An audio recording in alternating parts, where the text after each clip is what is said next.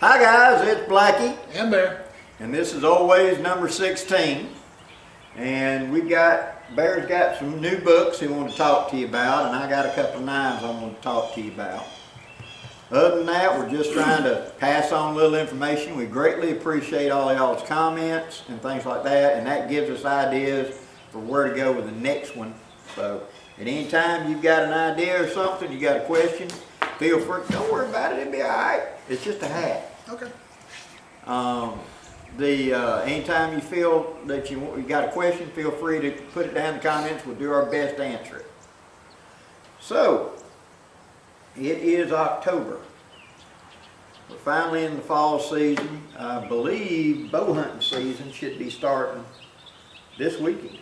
If it's not this weekend, it's next weekend. Yeah. Yeah, it's that close. Squirrel and rabbit, if I remember correctly, today's started yesterday. Yeah. So small game is out there right now, and we'll be doing deer. Of course, here in Alabama, hog is year-round. So we've got several year-round meat sources that we can go after. And it should be a pretty good year. We've had water a lot in the early, so we've got a lot of acorns on the ground now. And so that usually, if you've got a good acorn harvest, you've got a good deer and hog harvest. When you and I went down there, two old ways ago, and we're looking in that bottom and seeing how hard it was to find acorns because all the hogs was eating them up. So. Yeah, we have killed deer in years like this that just had globs of fat on them, and which is good. Yes. Which is very good. The fat's not generally very good, but the quality of the meat underneath is.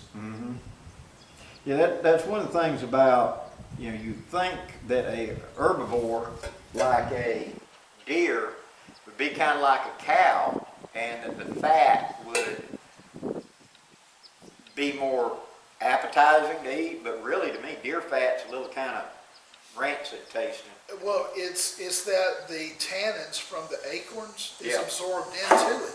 Yeah. So it tastes like an unwashed acorn, which is, it kind of strong. It's like we were talking earlier. You have when you get acorns out in the woods, there's very few of them that are just palatable straight out of the husk. But most of them you have to cook. Well, not cook, but Process in some way. yeah, you have to process them. You have to boil them a little bit and just keep changing the water until it comes out basically clear. But when you first put that first bath through, it looks like coffee. Yeah. It really does. I've wondered about that because, we've talked about in the past about making acorn bread and all, but I've wondered about, and I haven't tried it, making a mush. Could you boil it and strain the water off until it got clear, and then kind of pound it while it's still, moist, and make like a mush out of it and be able to eat it? You probably have to dress it up, add some spices or something. Are you talking about like oatmeal or? Yeah, because you can take hickory nuts and pound them up and boil them and make a mush out of that. Yeah. Time gets tough, Yeah, I'm sure you could with the acorns because, oatmeal is oat berries and cornmeal is corn. It just makes sense that you'd be able to do it with acorns. I've never tried, but I know back when we were doing Living History, doing parched corn, Oh yeah, that was a staple of Indian diet. They would hit the trail with parched corn and parched acorns and pemmican. other nuts, walnut, whatever. Yeah. That's what you put in your war bag. There was a guy back in the 90s in Muzzleloader magazine that was showing a corn quiver, which was a rectangular bag about that long, made out of like 3 layers of muslin. And then on one end, it was, it's open on one end, sewed shut on the other end, and there's a long tab and then on this end rolled down like 3 times, and then there was a tab that went through, sewed on like a buckle, to hold it rode. Sort of like the blackbird haversack. Kind of like that. Roll it over and go through it. Shameless plug. And then you went around and tied it, and some of the long hunters would wear them up under their long shirts on the small of their back going crossways, because you could carry about 2 pounds, maybe a pound and a half, 2 pounds of parched corn in it. And so that's 3 weeks worth of food. 3 weeks, you just needed one handful a day. It was enough to keep you going. You'd eat it, and since it's parched, it's kind of roasted and dried. Yeah. And corn nuts is the modern version of it, guys. Corn nuts. Now, it's probably easier digestible too, because if you just get you a handful of dried corn, it's going to come out looking exactly like it went in. You can't digest the whole kernel of corn. It's got to be broke up. Yeah, it's got to be cracked. And that's the reason they would pound them and bust them. But back in those days, what I was doing to make this kind of hard ration for the living history was I would take corn nuts and I'd add a little bit of muscovado sugar, or add a little bit of brown sugar to it. Right. Sometimes some cashews, some walnut, and then just bust it up. I'd actually pound it up, bust it. So it was all broke up. You could run through a food processor, just a couple of pulses to crack it up. And you take a palm full of it and eat it, and then drink, a big mug of water, and it'd swell up in your stomach. You feel full. Even if you weren't full, you weren't. You felt full. And we did a 5-day trek one time where that's all we used was once a day. It was a big palm full of that, and I didn't use a 1 liter soda bottle full of corn for that 5 days. Yeah. I mean, well, the pemmican, we've discussed a little bit of pemmican, and suddenly pemmican is a very popular subject online. A serving of pemmican is only like 1 ounce. That's like 1 inch by 1 inch. think of like a Reese's peanut butter cup. Yeah, or one of those shareable Snicker bars. Mm-hmm. That's a good. The Reese Big cup one. and those are good representations of what we're talking about. But that's a whole day's worth. That's like 3,000 calories in that little bitty bar. And you're going to be burning calories out the yoo-hoo when you're out in the woods trying to eke out a living. But the pemmican, that handful of corn, is what got a lot of people through. Well, and when you're trying to, cook it, it's the backup reserve. Right. So that when I do score that fish, that squirrel, that whatever, then I don't eat the pemmican, I eat the squirrel or whatever. Yes. But in the times that I don't get something, it's something to keep me from going hungry. Because most people today have never been hungry. Now, I'm not saying you've never gone without a meal. Most people in the United States. In the United States have never truly been hungry, where you haven't eaten in 3 or 4 days. Yeah. You And didn't have any prospects. don't have any prospects, and you just feel weak and etc. But today they've started doing it as a weight loss fad of limited fasting, they're calling it, and we just call it being poor. Where we're on 1 meal a day to the end of the month, guys. That's all we can afford. And it was not some big, banquet. It was a meal a day. I grew up, we had that because we were poor. And we had to just do what we had. So pemmican or something like that, and you kind of condition the person, their immune system, their response system, etc., to adapt to it. And when you've gone your whole life where you eat 3 meals a day, whether you want them or not, you suddenly go to this system and things go sideways in a hurry because your body's just not adapted to it. You're not conditioned to it. I remember reading World War II, there was these conscientious objectors that they did not want to go to war, and they had legitimate religious reasons why not, but they said they'd volunteer for anything else. You put us stateside loading trucks, whatever, we'll be happy to do it. And they were in college up in one of the New England colleges. And so what they decided to do is do a test and starve them. And because they had heard about all these concentration camps, etc. And so these 70 or 80 individuals agreed to the study, and they went without food long term, where they were getting just tiny amounts ever so often.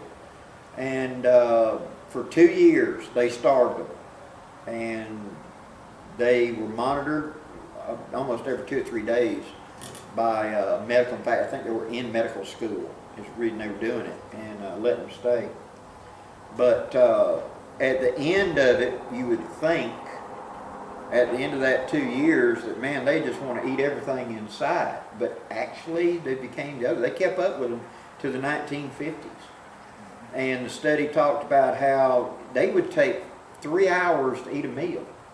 They would chew really slowly, savor every second, even though, you know, there's no limitation, eat all you want now.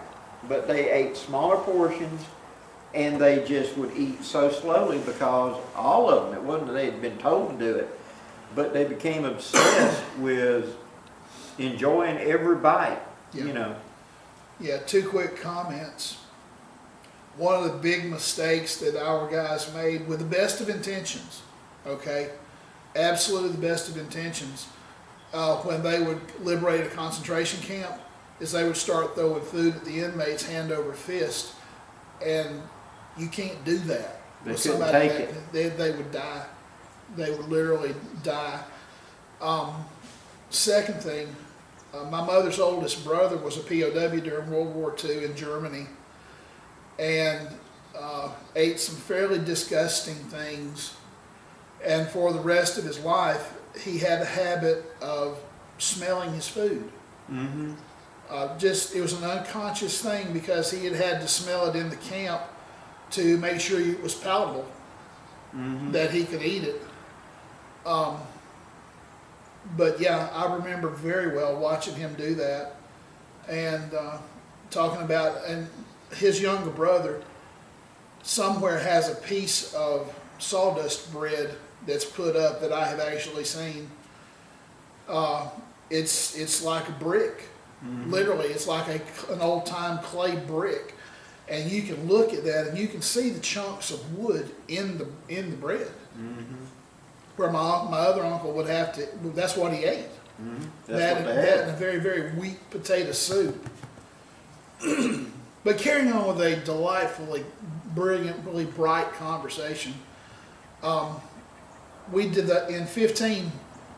Blackie brought out his chuck boxes, and as I was watching the replay when it aired, I thought, you dummy, you've got the perfect addition to that kit.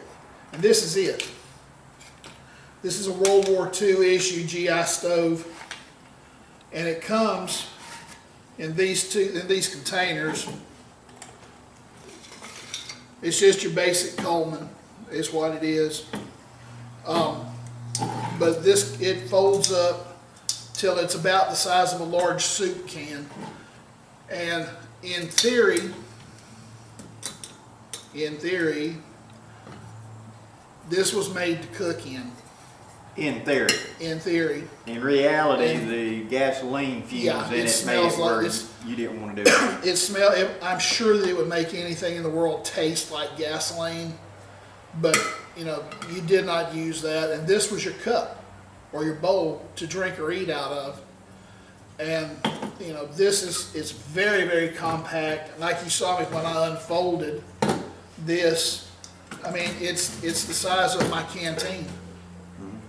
A lot of times these are called foxhole stoves and stuff like that, and a lot of the GIs could get them. They use regular gasoline, which was leaded gasoline back in them days. But you can siphon that out of a truck or whatever, and you know, not everybody was issued one of these, but like one guy in the platoon, one guy in the company, or the squad would carry one, especially in cold climates where they could melt snow, and that's where this would come in handy. You would pack this solid full of snow, put it up there and melt it, be able to fill up a canteen when you couldn't get running water, but you're surrounded by snow. Honestly though, the interesting thing is most of these wound up in a ditch. Yeah. Because as convenient as they are, they get in the way. Okay, it was a really good idea that was not thought through very well.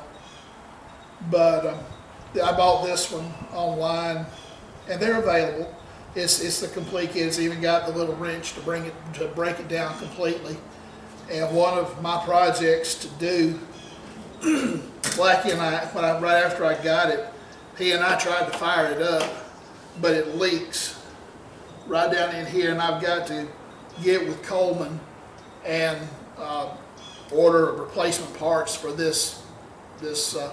Where the regulator screws on, there's a seal that goes in there, and what it is when you turn these stoves on, there's a brass seal, and you're supposed to turn it wide open, so it's brass on brass. If you leave it at a lower throttle, the heat can come around that brass over time and actually attack that seal. Yeah.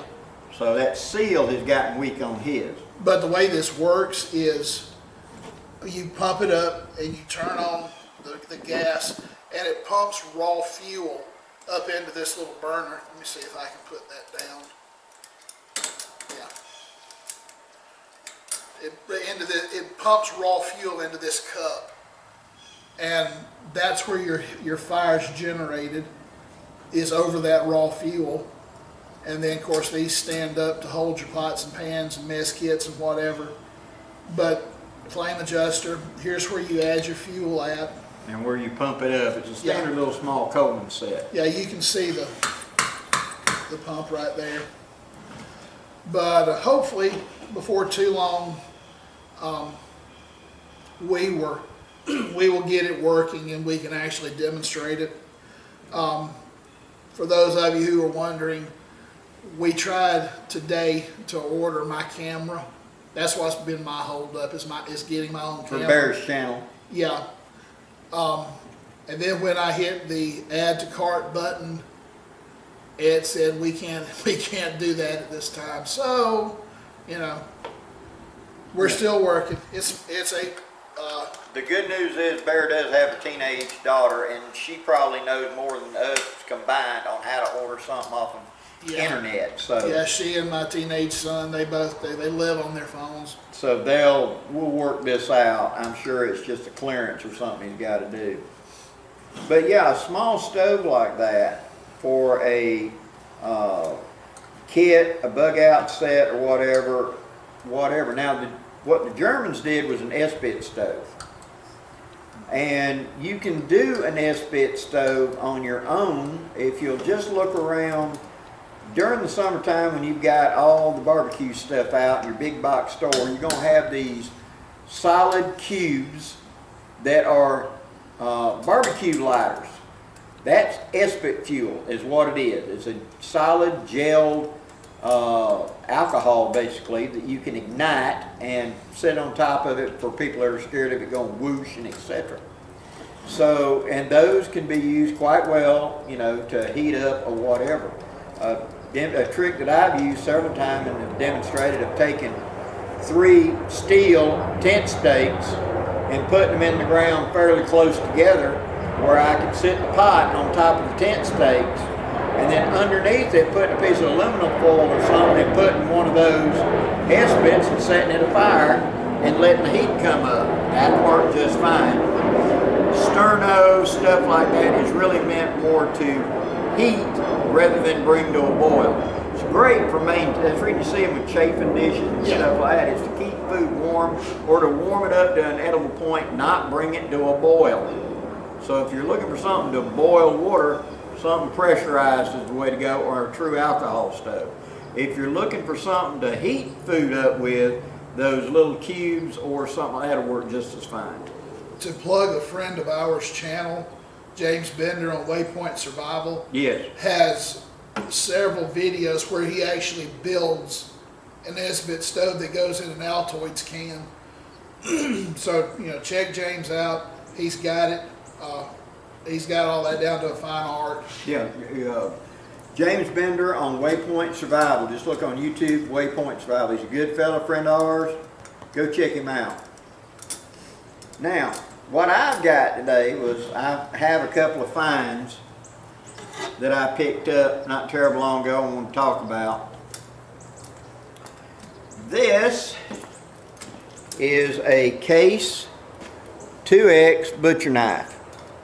I paid $1 for it. And this is an old hickory knife that we used to call these scalpers. I'm not sure what the modern name for it is. But you notice it's got a boning type point, and this is a butcher knife. It's got that butcher tip on it. They're both in really good shape. They're good steel. The handles are a little worn, but they're still usable. Okay. Now, where you find stuff like this? Going to your garage sales, estate sales, and things like that are a great way to find a lot of this gear for very cheap. Because a lot of times, especially in an estate sale, is some family member, an old coot like me, has passed away. Hey, baby. And whenever they pass away, the kids come in and they don't want any of this crap. You know, Granddad's junk. Granddad's junk. They want the house. They want the car. They may want the TV. They may want the old shotgun. They want the shotgun, maybe, if it ain't a single shot. But at the same time, all the cast iron cooking gear, they could care less. You know, the wood stove that's worked for 30 years and has heated his house, they could care less. The carbon steel kitchen knives, they could care less. Let that go by.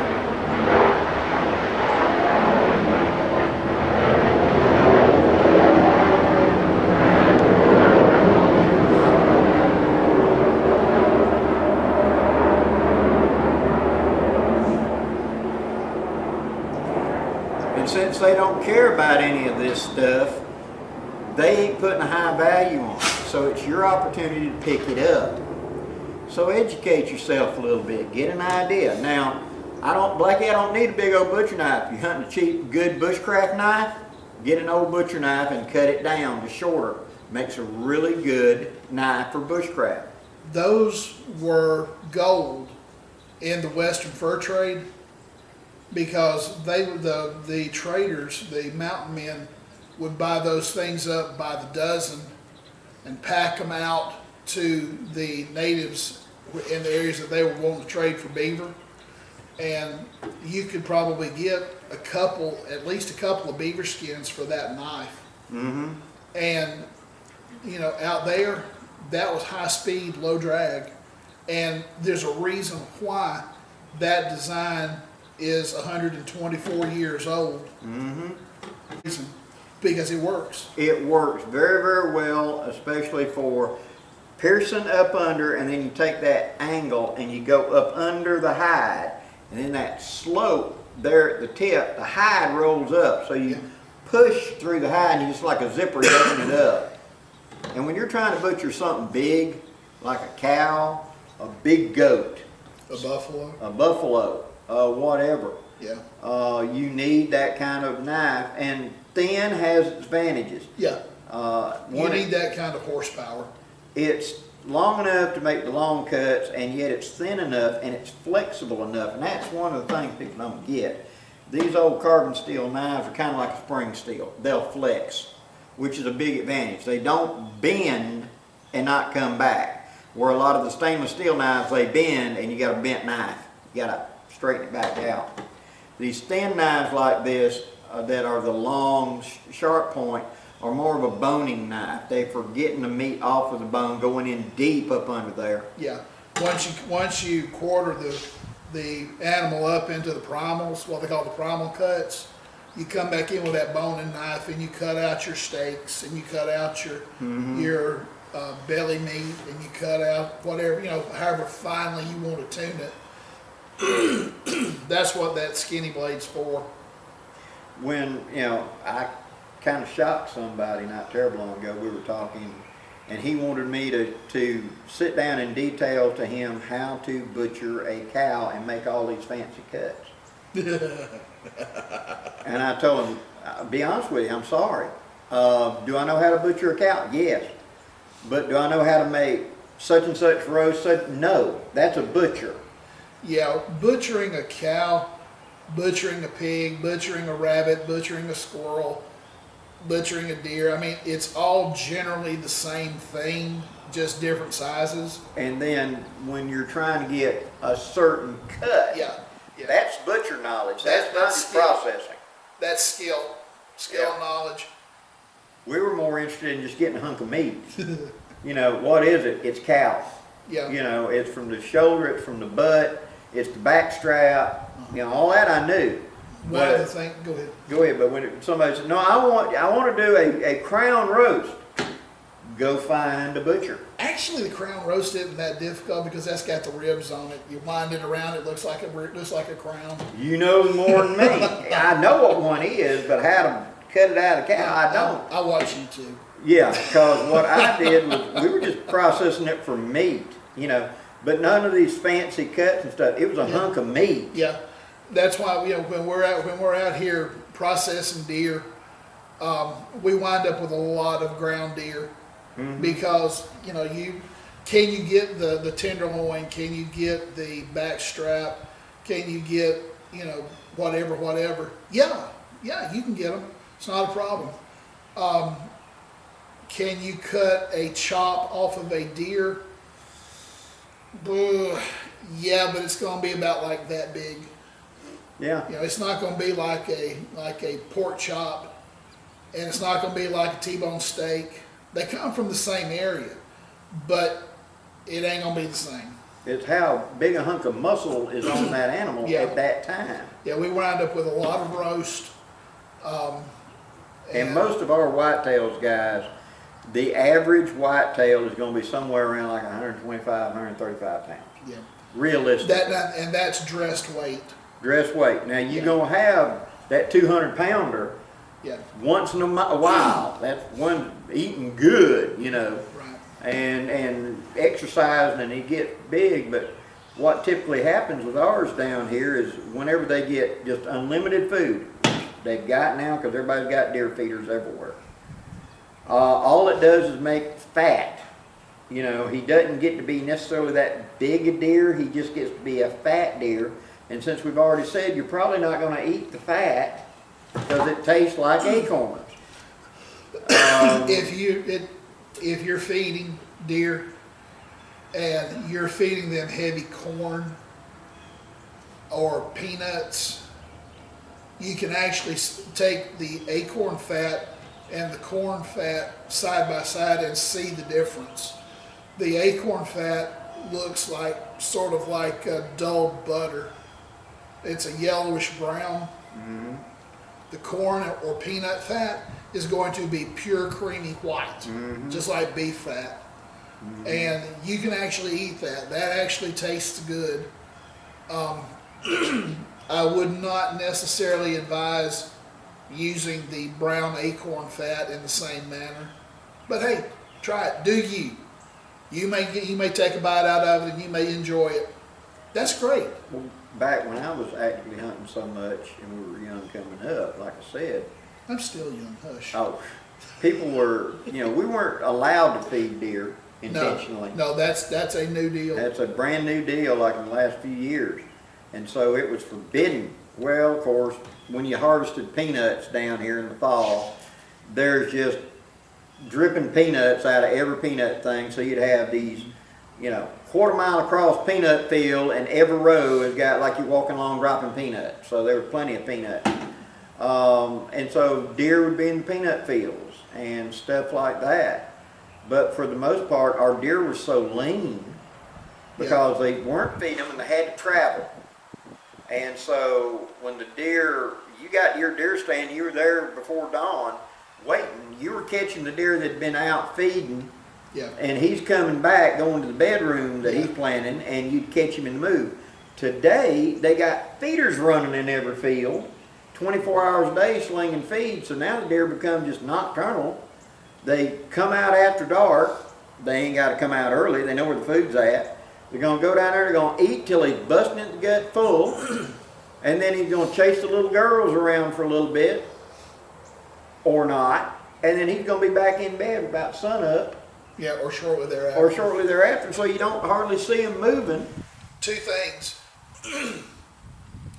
Alabama allows farmers to buy permits to kill deer that are eating the crops.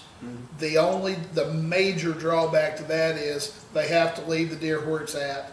They can't go out there and get it and put it in their freezer, which I do not agree with. Okay, let me state emphatically, I do not agree with that practice. It's wasteful. It's very, very wasteful. Secondly, Alabama, to their defense, now allows you to buy a permit to hunt over feed. $15 you can hunt over corn. Yeah, you can buy a permit to put in with your license where you can pour corn out on the ground or peanuts out on the ground or whatever, and then find you a nice shady spot and sit back and hunt on top of it. It allows you to hunt year round. The permit is for 12 months, and you can hunt turkey over it, you can hunt deer over it, you can hunt whatever over it. No, you cannot. It says specifically, Does it? you hunt deer or hog. It does not say, unless they've changed it, that you can hunt anything else. Because the very first year they announced you were going to be able to do it, I had all these guys running in wanting to buy, because I was selling hunting permits back then. And they wanted to buy it because of dove season. Yeah, dove's not on the list. Dove ain't on that list. Dove's not on the list. So and then you got to be 100 yards away out of plain sight for a non-listed species. Yeah. But you can be sitting there looking at it and hunt for a listed species like deer or hog. So they're trying to do it that way, but I mean, I have rednecks coming in, they thought that they were going to be hunting dove over it and everything else. No, you cannot hunt dove, only hog and deer. And it did not say at that time, which I have not read the book now in 2 years, but it did not say turkey could be hunted over corn. I may be mistaken. If I am, I apologize. That's one of them things where, that all the rednecks suddenly thought, oh, heck, we can pay $15 and we can hunt. No. That's a guaranteed way they're going to get you stuck, too, is you out there, well, I can hunt it. No. You can hunt at night in the state of Alabama with a light, actually a red light or whatever, for coyote, because that's a predator. The same guy with the same gun with the same light, if they think you're hunting deer, is illegal. Right. But if you're hunting coyote or hunting hog, it's legal. Yeah. That's one of those things you have to be very mindful of the caliber. If you've got a 30-06, you're fair game to the game warden. Either way. If you're shooting a 17 was it HMR? HMR 17. Yeah, 17 HMR, then that's going to be coyotes. Yeah, but even working where I was selling guns, and not long after that 17 HMR really hit the market years ago and became big and hot, right? First one I ever sold up there at the store. Sold it to the guy, and he came back 3 days later and told me he didn't like it because he shot a doe in the head with it and she didn't go down. I went, you damn idiot, it's illegal to hunt Anything under 22. anything under 22. Yeah. You can't shoot that with, it's for prairie dogs, it's for squirrels, it's small games. Well, it's moving so fast, I figured it'd blow their head off. No. Point. A 22 center fire in a 223 caliber is legal for deer. In 5.56. 5.5. Don't. 5.56 223. Yeah. Not in 22 long rifle or No. 22 magnum. It's got to be a center fire. It's got to be a 223 5.56 caliber. Your standard AR or AR clone caliber. You can't just go get a 22 Hornet and go out and start hunting deer. They're going to get you on that too. And even in that, it has to be, according to Alabama law, center fire, Right. mushrooming ammunition. Yes. Which means full metal jacket 5.56 cannot be used. No. They Don't even have it in your gun. don't have it with you. They Don't have it busted a with guy north of Mobile back about 2017, something like that. He was shooting hogs with a AR, and when they came up found him down there hunting hogs, and he'd done shot 3 or 4 hogs. And he was using an AR with a high capacity mag, and he had 10 30-round mags on his chest, fully loaded. They didn't care it was a high capacity mag. They didn't care he had 30, but he was completely loaded with 5.56 full metal jacket. So they fined him when alcohol was involved, and he didn't know when to shut up. Okay? It's amazing how the alcohol will do that. They fined him $100 per bullet. Oh. Ouch. So 10 30-round mags and a 30-round mag in the gun, 100 rounds per bullet's what they fined him. Wow. But their alcohol was involved, and he was too dumb to shut up. Yeah, generally you're going for deer, you'll be confined to a 10-round magazine, 10 rounds or less. That's right. Yeah, which now you're talking about hunting guns, etc. Right. The bottom line is most bolt action. There are 10-round capacity bolt action rifles. Yeah, I've got one. The Lees, military, Yeah. some of them will actually hold 11. The Enfield. Yeah, the Enfield's a whole 11. The British 303 Enfield will hold 10 down and 1 in the pipe. Yeah, so, it's one of those things, whenever we don't need to get off into gun stuff, but Gee, Uncle Blackie. I've got a Henry rifle, one of the original type Henrys, and it holds 14 rounds Yeah. of 44-40. Yeah. Which is a And good soft mushrooming. oh yeah, and I'm shooting all legal ammunition, but my magazine capacity, there's no way to limit it because it's a tube. You go up and you just drop them down, and so I can have 5-6 rounds in it, but my capacity is possibly a 14. So a Civil War era, tactical gun, it has a higher magazine capacity than would be legal. I think it was Bedford Forrest that said that it was that damn Yankee gun that you load on Sunday and fire all week. Shoot all week, yep. And I took a lot of deer with that gun. So, and it's very effective. That may have been Beauregard that said that. I don't remember. Anyway, I digress. I may have been around, but I wasn't taking notes, I'll put it that way. Yeah, I kind of figured you were old. Yeah, but anyway, back to back what I was talking about. If you go to estate sales, if you go to thrift stores, Goodwill even sometimes will have this stuff. There's a lot of stuff you can pick up as raw materials and resources. I've mentioned several times on my channel talking about black powder guns and stuff. People say, where are you getting patches? I go by the Goodwill and I come in and I say, you got a bed sheet? And you'll have an old stained up bed sheet, they'll sell it to you for $1. And I just sit there and watch TV and take a pair of scissors and start cutting up. And I'll make a bag of cleaning patches, Yeah, and big boxes like Walmart sell a cloth cutter that you can, it's like the old paper hole cutters, and you can just cut cloth. I'll just sit there and watch it and pull cloth through and pop it out. Yeah. Pop out clean patches for your loads. Yeah, get one of the 2-inch cutters. Yeah. And just make 2-inch round patches, just going down the line. And you can do a lot of really good things with that. There was something. Oh yeah, when you go to Goodwill, if you have a cotton shirt, you can do cotton shirts. You can do old cotton shirts the same way. And you can make charcloth out of them. Yeah. And you've got 50 cents in a great big pile of these things. Yeah, go look at Goodwills for old blue jeans. Yeah. Look for the blue jeans that got holes in them that nobody wants, whatever. That huge size, I picked up a pair of well-loved and well-worn Wrangler blue jeans. It was 100% cotton about 3 years ago. And I think my cost of that pair of pants, because nobody could wear that huge size, was like $2.50. Well, I came home and I cut it up and I made charcloth out of it.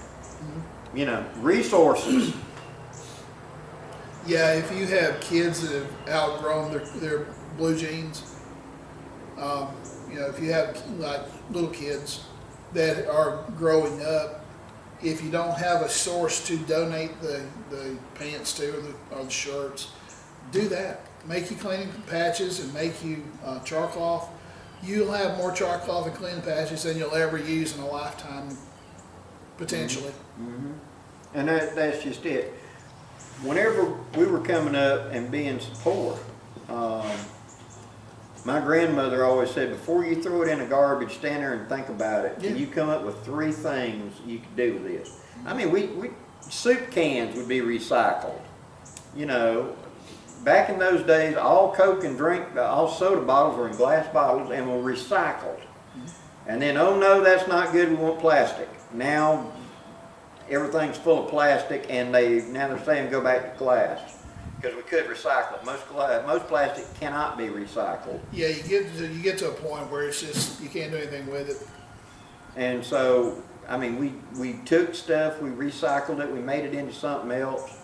And just think about it. The stuff that we took, all the table scraps, and that went in the compost pile to go in the garden. Yeah. Always find a way to recycle it or trade it off to somebody. I went to the shooting range not long ago, and there was this guy like 3 bays down from me, and he was just banging away. And whenever he got done, he loaded up and he left. I walked down there, and in the range cup was 500 rounds of 9mm brass. He threw it away because he didn't want it. Absolutely, take it on. Well, I got a use for that puppy, you know, and so I picked it up. And times got hard back 2008 or whatever, and you couldn't find ammo. I had buckets of brass for calibers I didn't shoot, and I took it and sold them off. People that were desperately hunting. It's a resource. Right. You know. And it's good, quick cash. Yeah. There's always something, if you look around and you think about it a minute, to recycle. And that was one of the reasons that when we were growing up, Grandma and all of them recycled every dang thing. I've told the story about following my granddaddy down here on our farm, picking up nails. Yeah. And me irritating my grandmother by straightening on the front porch with a hammer. Yeah. Under the close guided supervision of my grandfather. Mm-hmm. Yeah, most times she would just stay in the back of the house and do grandmother things. But we take the plastic soda bottles and we cut the bottom off of it, turned it upside down, and put the potting soil and all into it, and that was the starter for the tomato plants. Yeah.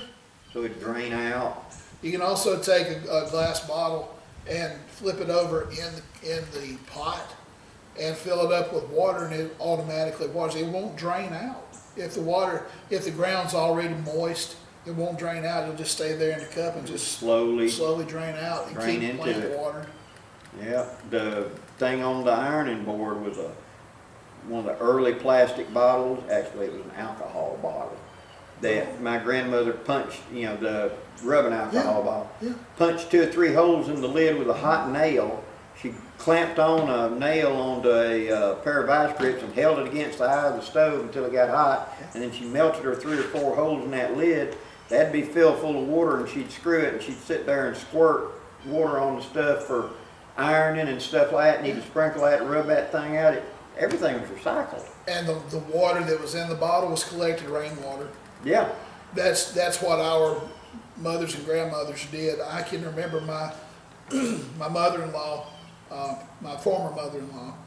She had a collection bowl, a bucket, underneath the eave of her house, about like a 5-gallon bucket, and that was her ironing water. And it would get full, and she'd put a lid on it and take it in, put it up on the porch. And when she needed water for her ironing, she'd go out there, like he was saying, with that bottle and dip it in there and fill it up and go do her ironing. Mm-hmm. Yeah, because it didn't have it didn't have all the additives they put in our water. Yeah. Yeah, it was just clean, clear water. And when you run an iron across it, it leaves spots on stuff. It was the stuff, fluoride and stuff like that in the water would leave spots. Yeah. So she didn't want that. She wanted straight rainwater. It was basically sterile water.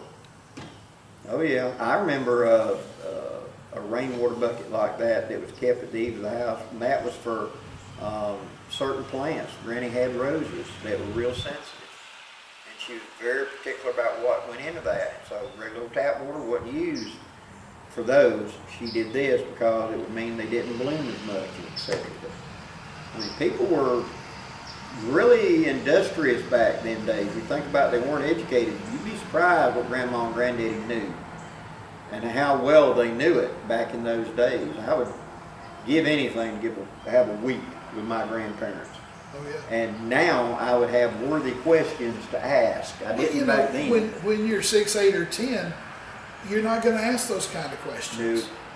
No. I was fortunate enough to have my last grandparent up with me until I was almost 19 years old. Well, I was 19 when she died. And my first one died when I was 5.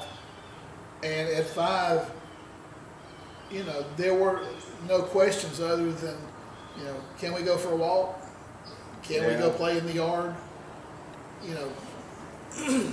My grandfather on my mother's side, Arthur, he had only one arm. In an industrial accident in a cotton mill, his right arm had been torn off. Yeah. And in a piece of machinery, it just pulled it straight out of the meat. And so he had a stump they had sewed up, so he did everything. But he could do anything I could do, but he did it one-handed. If I learned anything from him, and he passed away when I was 4, I watched him, we lived in the same house, I watched him, and he would find ways to do stuff one-handed. Yeah. There, you know, even that little bitty 2-inch nub, he had a way he could hook and hold something, and you know, it was, I asked him about it, you know, I do remember asking him about it, did it hurt? He said, no, it makes you mad sometimes, but it don't hurt. Yeah, one of my pet peeves is these people who will, of all ages, I mean, it's not age specific, they will look at a challenge and they'll go, I can't do that. I wish I had a nickel for every time I looked at my kids and says, don't give me one reason why you can't. Look at that, look at it from every angle and give me 4 why you can. Yeah, because yeah, it's going to be a challenge, but that's the point. You know, yeah, it's a challenge. You can't do certain things, but you can do a whole lot of others. Yeah. You don't throw the entire car away because it's got a flat tire. No. I'll reverse what I said. Yeah. Don't give me 4 reasons why you can't do something. Study and give me the one reason why you can. Yeah. I've told my kids that for years. Yeah. And I've seen people with real, you know, blind in one eye, completely blind, tone deaf, no depth perception. I mean, all kinds of problems, and yet they found a way to adapt. If you think about it, you just don't give up. And there's some people that are truly, they don't have a lot of options. But even then, a lot of people that you would think would have no options, if they would just make an effort and they would think about it and work on it, they'll find a way to adapt. Think about it. Just consider. There was a family member, he came back out of World War II and he was blind. There had been an explosion, and the sheer force of the explosion, he'd been looking at a port in a tank, and it hit him in the face and his eyes were basically smashed. He was blind. And so he'd come back, and what he ended up doing was working for the phone company because his hearing was so good. Yeah.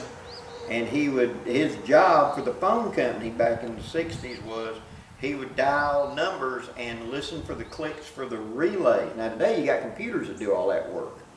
But back in them days it was a person did that, and he was stone cold blind, and that's all he did 8 hours a day was he dialed phone numbers, and then he would listen to the clicks and know, okay, that's relay 1, that's relay 2, that's relay 3, and he's calling Rome, he's calling France, he's calling whatever for the phone company, and it was just checking relays and finding out where a relay needed to be repaired or upgraded or whatever. And he worked for the phone company for 20 years. He went to work for him like 62, and he retired in like 82 or 83. I was just about to get out of high school whenever he finally retired. So, you know, what do you do all day? I stay on the phone. He used to say at family reunion, I'm on the phone all day, you know, but he made a good living doing that. That's good. We ready to go to this? Yep, go to your books. We're both great advocates of books and hardbound books. not necessarily ebooks, although they do have their place. There are circumstances where you will lose that ebook and you cannot get it back. It won't come back. But I've added some to the collection. If you want to go back and double check the Old Wayz, like what is it, Two, something like that. something like that. I think it's 2. 10 or so Old Wayz ago. Yeah, we discussed books at various points through the series, and 2 of the books that Blackie has been talking about recently were these, Where There Is No Doctor. I'll show that. And Where There Is No Dentist. Now, these are very, very simple books because they're designed to be placed in cultures that they don't have a lot of technical ability. There's a lot of illustrations in A lot here. of third world country type stuff. Yeah, there's a lot of illustrations where you may not be able to read the print, but you can read the picture. Or somebody in the village can read the print to you. But it talks about rehydration. Think of it kind of like an advanced first aid. Yeah. For like a first responder, where there ain't going to be a first responder, you're it. Yeah, you're it. We've said before, I will say it again. If you're near a community college that has a basic first aid class or an emergency medical technician basic class, take them. This will be extra arrows in that quiver. Okay. I was at one time a licensed EMT intermediate and could do everything but push the medications that a paramedic did. But these are a good resource for filling in that gap. I've also started collecting some books on herbs and forests and herbs and foraging. Couldn't say foraging. Yeah, foraging. Foraging. Finding wild stuff to eat and use for medicinal tricks. Yes, and y'all know that I'm a big proponent of the Peterson's guides. They're excellent sources, and I have bought. You get these pop-ups on YouTube where they're pushing books, and I've got several of them. I've got the Old Wayz book. I've got. I can't remember what the other one is that I've got. It's by the same lady that wrote this one. This is the Forager's Guide to Wild Foods, and it's not regional specific. It covers all the regions of the United States. Good overview. It's a very good overview. And would be very helpful, especially if you're thinking you might have to relocate. Yeah, if you live in Northwest Florida and your bug out is in Middle Arkansas in the Ozark Mountains, that's the book you need. All right, where is it? It ain't got an ISBN on the back. Yeah, I bought it off YouTube. All right, so she must be selling them herself. Yeah, it's a self-print book. All right, so it does not have a UPC on it. Okay, but it's right there's the name, Nicole Applin, PhD. Yeah, Nicole Applin. There we go. She is a PhD who I'm seriously learning to respect her abilities. She was a contestant on Alone, I believe it was Alone, and she was trained by Bushmen in the Kalahari Desert when she was doing her undergrad work, her graduate work. Most times on the show Alone, folks don't turn out very well. I think she actually gained weight. But anyway, good source. All right.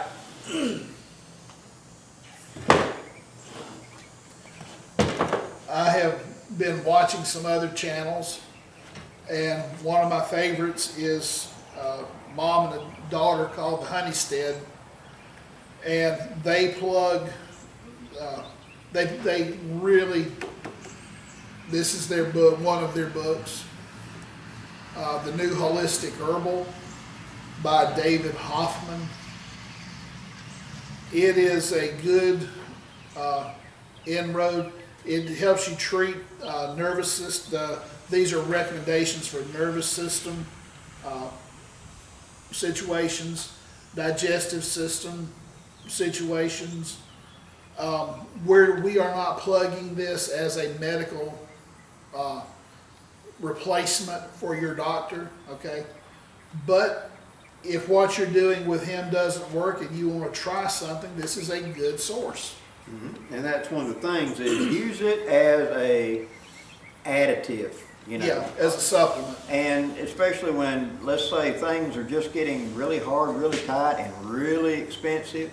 Something that's not that bad, but it's a minor irritation, there may be something here that will help, something minor that keeps you from having to go get that big medical bill. But we're always going to recommend, if you have any concerns, go talk to a doctor, okay? We do not in any way tell you to just avoid doctors, go talk to a doctor. Right. But like I said, you know, I already know I got arthritis really bad. If they got something in here that says this helps a little bit with arthritis, I've already been diagnosed with arthritis. We know it's the same thing that's been there forever, that type of thing. See? There's that. And then there's the ISBN number. There you go.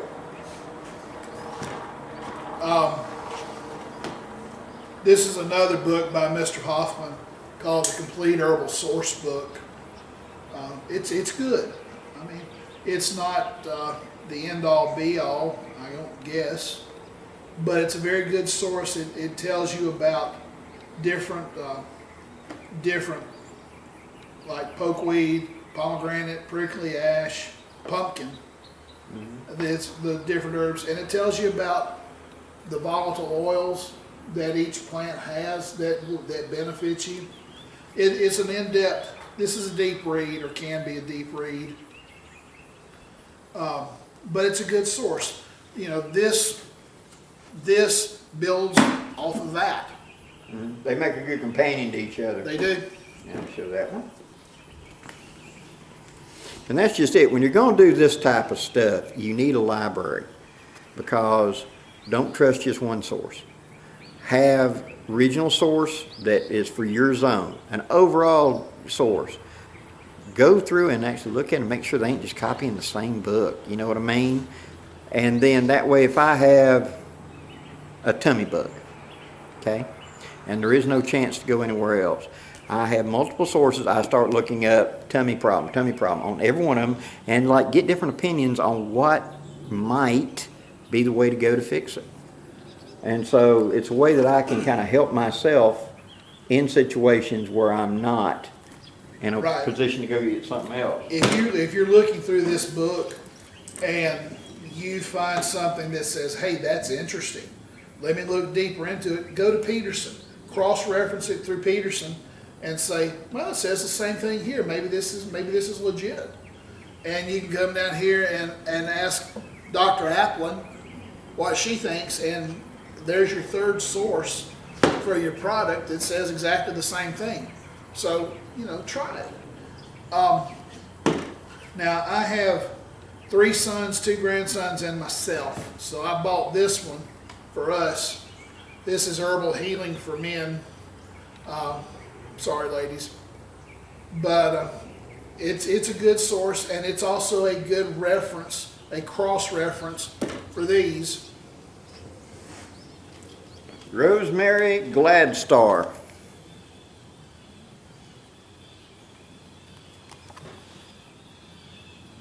There you go. Now, taking that coin and turning it around, I have 2 daughters-in-law, a daughter and a granddaughter, and a mother. This is Herbal Healing for Women.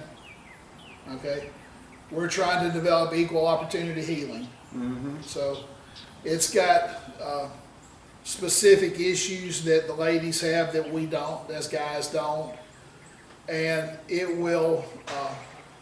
You know, you can cross-reference this with these, and if everybody's saying the same thing, try it. There's no harm in trying. Right. I remember the military, I think it was the Marine Corps, did a study back in the 70s whenever they're going to allow women to be integrated into regular combat units. And the Marine Corps pointed out that there were 168 physiological differences between men and women, where women process oxygen at like an 80% and men process it like 70%. They're more efficient at this, more efficient at that. And that relates to other things, you know, because they're different physically than us. And so medicine has to be focused a little differently to them. What will absorb quickly in them would absorb much slower in us because we're less efficient at X. Right. So Now, another book that was recommended to me off of the channel that I mentioned a few minutes ago are these two books. This one is Southeast Foraging. That's specifically from basically the Potomac River south to the Gulf and west underneath the Ohio out to the Mississippi. Might get a little bit of Arkansas, Texas, and Oklahoma in there as well, maybe some Kansas. But this is primarily that area, and it's a good book. they're more focused toward us. Yeah. And they will have books like this for where you're at. So, like I said, a good mindset of such a reference library is, I want overview, really well written overview, big picture type stuff. I want focused like this for my region. Yes. So I know what I'm looking for here, you know. I had a good friend of mine that we were doing some stuff back about 2005, 2006. And he kept pointing out that there was this plant he really wanted to find because it was such and such. And me and him went out on these little things, and he showed me pictures of it. And didn't spark a memory with me. And so after we had done a couple of little foraging looking for this thing, of the conditions it said it grew in and etc., I looked it up and found out that it only grows in Canada and Michigan. I went, why are we looking for this? He went, you didn't go far enough to find out what region it's in. Yeah. Another thing that I like about this book, Southeast Foraging, it's by a gentleman named Chris Bennett. Well, Chris is from Birmingham. So, I mean, this Major city here in Alabama. Yeah, this is really regional specific to Alabama, Georgia, Florida. Now, this is the guy you said that you would love for you and I to interview sometime. Yeah, yeah, I would be willing to go to Birmingham to meet him, to do a talk with him. Excellent. But there is an ISB on the back. Yeah, that would be, you know, see if he'd be interested in us coming up. We'd take a road trip, go to Birmingham for your channel, let's say, and go do an interview. That looks interesting. 120 wild and flavorful edibles from Angelica to wild plums. And what this guy does, part of the way he earns his living is by going out and foraging these wild edibles and selling them to restaurants in the Birmingham area. Mm-hmm. That's a significant source of income for him, so he knows what he's talking about. Mm-hmm. Awesome. This one is by a gentleman, Corey Pine Shane, and he is the founder of the Blue Ridge School of Herbal Medicine in Asheville, North Carolina, which is, you know, it's several hours off, but it's a drivable close. I've thought about trying to take a couple of classes up there in my time off, but he talks about prickly ash, and he talks about pokeberries, and motherwort, not sure what that's all about. Relaxing herb that helps the heart, calms the mind, and balances hormones. Okay. Yeah, something kind of like black cohosh. Yeah. And that's just the thing. What part of what we're sharing with you guys is our growth as well. We're still learning just like you are. Oh yeah, if a really good day is a day that you can learn something. And we've got to the point now where you go into the standard big box bookstore, and 90% of the stuff I look at on the shelf, it's a rerun of the SAS survival manual or whatever. So books that I would be interested in are original sources. Small publications like this, for somebody's got some real knowledge.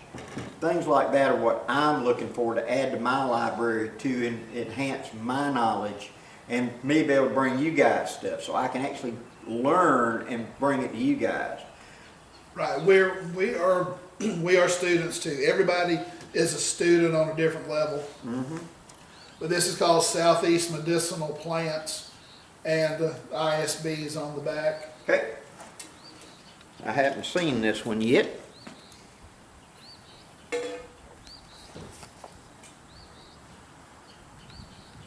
There we go. But these are books that I have purchased since we've done Old Wayz 2, and thought it would be a good time to bring them out and introduce them to you if you don't already know about them, and give you options that you can expand your horizons. Because that was the whole focus of us doing this series, was we talked about how you could go to your local co-op and get important information about canning, food preparation, etc. Yeah, your county extension office. Your county extension office. We've talked about that, resources. We brought out sites and stuff like that of other good sources, books and stuff. And it's one of them things, like today, me talking about finding knives. Yeah. It's about where to look. I mean, that's the number one thing. The road to wisdom begins with the statement, I do not know. So, and where can I find it? And where can I find it? And so I never thought, I like you back whenever I was getting early into muzzleloading, I'd go down here and buy these bags of patches. And that started getting expensive because I didn't know. And I remember a trip where, we were dropping off some old clothes or something. Mom said go drop them off at the Goodwill. So I went down there. It was Christian Mission back in that day. It wasn't Goodwill. And I came in, was dropping it off, and I happened to turn and look over, and here's a flannel sheet for a king-size bed that's got a big old stain in the middle of it. And the lady was saying, we can't sell it because it's got a stain in it, and they'd done washed it, and they couldn't get that stain out. And in my mind, what I saw was a huge pile of flannel gun patches. Yeah. I went, how much for that sheet? And she said, oh, it's dirty, you can't use it. That's correct. How much for this sheet? And she said, $2, sold. You know how big a king-size bed is? 72 by 72. And it's a fitted flannel sheet. But that rolls over the sides. I had 2 or 3 years worth of patches for that $2, Yeah. But That's a good barter. yeah, and that's one thing. Until that moment, it had never dawned on me to go to Goodwill to look for that. Those that are around, I'll share this with you for those of my followers that's down here in Florida. And this may be true where you're at, okay? September, you want to go to the Goodwills in your tourist places because almost all of the hotels, like down here along the Gulf Coast, if you leave something in a hotel room and it gets taken back to the office, most times they stick it in a room because you might call up and they think it's a nothing. It turns out it's great-grandma's most precious thing you got to have back. So to avoid the headache, they'll stick it and hang on to it. The end of summer, 1st of September, they dump all of it in the Goodwill. Yeah. So I've gone to the Goodwill in Panama City, which is a big tourist area down here on the Gulf Coast. And that Goodwill's on the back, road. You got to just know where you're looking for to find the thing. My wife's the one that took me to it. And you walk in here, and here's nice leather jackets. Here was fishing equipment. There was easily a $200 shark rod, a $200 reel, and they wanted $25 a piece for them. Sold. Because they left it in the room. It was a shark set. Well, I picked it up for, $25, And so, look, everybody always talks about looking for the source of the electronics and stuff. Here's the other little tidbit I'll pass on to you, and I believe it's called Springfield, Alabama. It's up near Huntsville. And anything that is left in any airport in the United States, that's where it goes. So when you go through the airport and they confiscate your pocket knife, it ends up at Springfield, and they got this big building that you can walk in there and buy stuff. And a friend of mine, he goes up there, and all he does is they'll have 4-foot square boxes, 4 foot deep, 4 foot square, of knives and corkscrews and everything else. And anything that was confiscated at an airport. Well, he digs through and he looks for antique knives and Swiss Army knives and stuff, and they pay by the pound. I think it was $10 for 5 pounds. That's a pile of pocket knives. I see a road trip in our near future. A good friend of mine, he goes up there, he lives in Huntsville, and he goes up every year and goes through there just looking, especially after the holidays, because people, massive go, and he gets very desirable ballpoint pens. And yeah, there'll be electronics and everything else, whatever, that gets left behind or confiscated or whatever, but that's where it ends up. It goes to Alabama up there at Springfield. Yeah, when we get done talking to Mr. Bennett, we can head on up to Springfield. Yeah, do that, because I can call Don Davis, my good friend up there, and he'll take us straight to it. I've been there once, but he goes every year. And he's come up with some beautiful stuff that, that they just put it out for whatever. And, the fancy laptops, they're going to put money on that. But pocket knives and stuff like that, the thing that got me was there was a stack of U.S. Army duffel bags. This is a soldier that you lost his stuff, and it's got his name stapled in all his unit rank and everything on the bottom. It's stenciled on the bag, and you're telling me you couldn't find him. Drop him off at any military base, so get it back to him.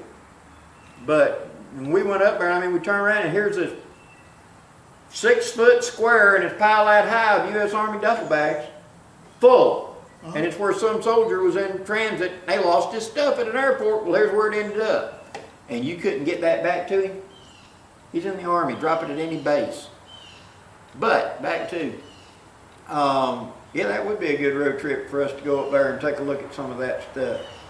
But sources, once you know the sources, you can really help yourself and find things. So if you're looking for canning, we've talked about that. If you're looking to figure out how to butcher animals, we've talked about that. Ideas of where to go hunting, firearms, etc., we've talked about that. Just go back to the old ways and make lists of places for you to contact, books and things for you to get, and build up your own library and set it up. And that's the whole idea. Knowledge is power. When you know what to do, even if you've got no experience, but you at least know what to do, you've got an idea. I've never done a such and such, but I bet you in here he'll tell me how to extract a tooth, if I had to. If I had somebody that had a compound fracture, that would at least, that book on Where There's No Doctor will give me a working knowledge of what I can do to help the person and buy time till I can get them to a professional to do the job. That's the big thing, buy time. Stabilize and transport. Yeah. Whereas it might, a guy that I was reading about not long ago, him and his family live on a side of a mountain in Canada. And by dog sled, it's 5 days to the nearest place. Other than radio communication and call for a bush plane. That's it. There's no roads out of there. Do you remember, it's probably been 10 or 12 years ago now, there was a guy who was rock climbing Yeah. in, I think it was Zion National Park out in Utah, and he fell, and the rock that he had been standing on fell on his arm, and he had to take his pocket knife and amputate his own arm to get out. That's a very extreme example of what we're talking about. Yeah. Where you are your own first responder. There was a guy back in about 83 or 84 that made national headlines. He was 54, 55 years old. He was cutting firewood for the winter, and a tree split wrong, and he turned to run, and the tree landed on he ended up on his face. The tree went across his legs, broke his left leg. No, broke his right leg on impact. His left leg was not broke. He's pinned out here. The temperature that night is going to be down in the low teens. He's wearing a t-shirt. That was it, because he'd been active. It was cool, but he was active, running that chainsaw. And his cool weather gear is about 20 feet. Yeah, it's over there. And he finally figured out that and there's nobody coming out here to find him. He's going to be here. He's pinned. He finally figured out that the chainsaw was still running and on the other side of the log. So he bent backwards as far as he could reach, and he couldn't quite reach it. He lacked about 3 inches. So he took a limb, hooked it with his arm, and pushing backwards till he broke his own other leg. His left leg now broke. He could reach backwards and get a hold of it and pull it to this side, and then he cut the log to roll it off of him.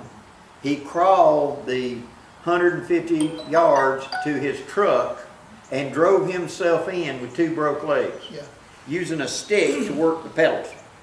That is determination. God, I may die, but I ain't quitting. Wow.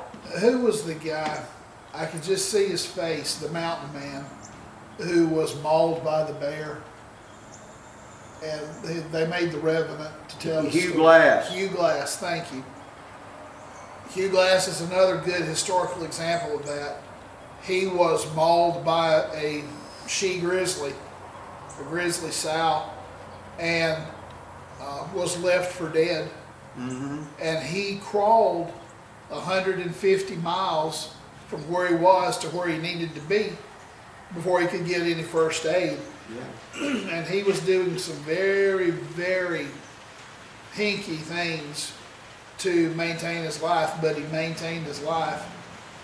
History is full, and medical records are full of instances of people being wounded, hurt, whatever, Yeah.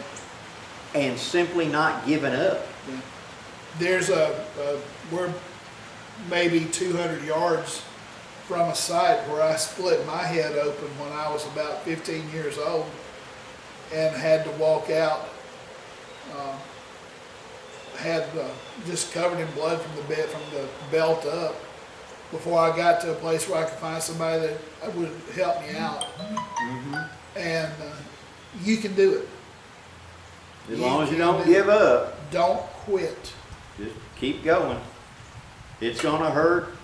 The suck factor is going to be pretty high. Pain goes away. Pain goes away. At the time, it seems to be the worst thing in the universe, but it does go away. And If it doesn't completely go away, it moderates. I've had multiple broke bones. If it was dumb and stupid and the girls thought it was cool, I had to try it. I remember. I've had dislocated knees. I've had dislocated shoulders, broken ribs, broke my neck. You know, again and again, you just got, like the car. I love to use the car analogy. whenever I wake up after some major impact or whatever, and I become aware, the first thing I do is don't start moving in a hurry. I slowly start, okay, start with the left foot, and I figure out what works, because you can hurt yourself worse if something is bad. So start really slow, run a systems check, find out what's still working, and then start trying to figure out about getting up, getting moving, whatever. And you know, they hated me at the ER, because when I walk in, it's never something minor. Oh, gee, Thomas, what have you got now? It's him. Oh my God. The time I came in, I'd been hit in the head with a bush hog blade. I stopped everything and got underneath it, and wire got wound up in it, and I turned the blade off. Tractor's running, the blade is completely stopped. I lifted it up, and I got in there, and I'm trying to pull that wire, and the wire goes to this blade over here, right? And so I put my hand on the back side of the blade, and I'm pulling, thinking it's hooked here, and it came loose, and it's also attached here that I didn't know about. So when I pulled, it snatched loose, and then this blade swung and hit me above the hairline up here, and just about 6-inch gash hit me. Picked my scalp up, opened it up, blood ran in my eyes. I can't see instantly, I got blood in my eyes. And I had to navigate by sunlight back to get help, because I just, you know, I couldn't see. As much as you wipe, I couldn't see it, just blood's running. I'm trying to hold pressure on it. And the only thing I could think of was, okay, when I came out of the building, in the parking lot, it was for work actually. I was bush hogging a field next to the place I worked. The sun was on my back as I was walking to the truck, to the bush hog. So that means if I turned, I could feel the sun on me, you know, blazing hot Alabama sun. That means I am walking toward the parking lot. And that's a 2-acre lot. And I was on the far side of that 2 acres. And so I very slowly, very gently walked, always prepared to go in a chuckle or whatever, until I felt myself hit the edge, and I knew I was stepping in over the curb into the parking lot, and I just followed the wall around until I got to the front door of the building. When I opened the door and walked in, the secretary screamed and passed out because I'm covered in blood. And the next one that came in, I said, "Don't pass out, take me to the sink and let me rinse my eyes out." And so they guided me back there, and I splashed water, and I got where I could see again and realized how big and bad the cut was. And so that was a trip to the ER then. But I kept my head, even though I was hurt. We didn't have a cell phone. I didn't have something I could whip out of my belt and say, "Hey, I'm hurt, come get me." No one was going to notice me for hours, you know. So you just got to keep your head about yourself. And what works? Well, everything else still works. You just can't see. Yeah, when we did 12 or 13, we were talking about basic first aid and stuff like this. We stress then, we stress now. Don't have a meltdown. Don't have a come apart. Now, if you want, you know, we're not saying don't do it eventually. You know, get healed up, get your treatment, and then have your come apart. Okay, Yeah. That's cool. But during the crisis, during the event, don't do it, because if you do that, somebody might wind up dying. Okay. I think I told the story that my good friend Grouch related to him and his wife and his youngest son were cleaning land on a place they had out in the country for a cabin to be put on. And the son and the mother were at one place and the dad was at the other. He was running a chainsaw. And the mother had picked up the wrong machete. The husband had gotten her a 4-foot long machete. That way when she swung, if it missed anything, it would hit the ground and not come back and hit her.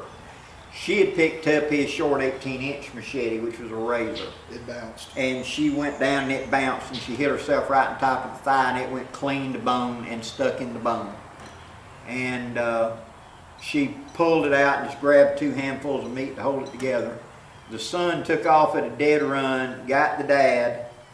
The dad came running over Grouch. He got a hold of his wife. He told the son, "Run and get the 4-wheeler so we can get your mom to the truck." and the sun is turning ashen pale. He's about to pass out. And he said that, you know, Dad, and Francis grabbed a hold of him, shook him one time and said, "You can't pass out right now. Mama needs you. Get the four-wheeler." And he straightened up, right, and he ran and got the four-wheeler. He pulled back up on it. He got off. Francis picked his wife up and sat her onto the four-wheeler so she could hold it in place. He climbed up behind her and he said, "Okay, you can pass out now." And Kenny went, "Okay," and out he went. He fell over backwards, out cold. They took off and went to the ER, and they left the son there. Will he be okay? Yeah, he'll wake up. He'll be fine. But he put it off long enough until they had to, you know, and that was the thing. I don't want this to sound like we're, you know, preaching to people. We really don't mean that. We just want to take our experience and try to share it with you. That the number one thing in all of these situations and everything about the Old Wayz was self-reliance, have faith in yourself to deal with a project, realize when it's beyond the scope of what I can do, but do what I can to buy time or make it better. That's one of the biggest things. Getting resources, getting educated, and admitting to yourself, I don't really know anything about that. That's not a bad thing to admit. I will tell you right now, I am not a plant expert. I have a good working knowledge enough to take care of me, but I am not an expert in the field. And that kind of shocks a lot of people because they're used to me being knowledgeable on topics, but the truth is I am not an expert. And so, on plants. Okay. And so, when I have a question, I go dig out the books and I look at it. Well, sir, I think this should be a long enough video. Sorry I had to get up, but I had to take that phone That's call. fine. We all have life. But guys, just do us a favor and put more questions or comments down there. And what we're going to do on the next one? What do you want to do? Put it on you, because you ought to throw it on me. So I'm putting it on you. What are we doing? What are we doing? Let me think. What are we doing? What are we doing? Let me think for a little bit. If anybody wants to contribute an idea, put it in the comments. Put it in the comments. And we'll be back next week. Same bat time, same bat channel. That's the plan. Yeah. You know, allowing for any unforeseen circumstance, we will be here. Right. But yeah, well, let me think on it. All right, guys. Well, It will probably be unreasonably complicated. oh sure. Why not? Well, guys, we appreciate you watching, and thank you very much for all your comments. And we hope we can visit with you next time. We sure will have something to talk about. So please leave anything down in the comments. So until next time, I'm Blackie. And Bear. Wishing you safe journeys. Have a great day, guys.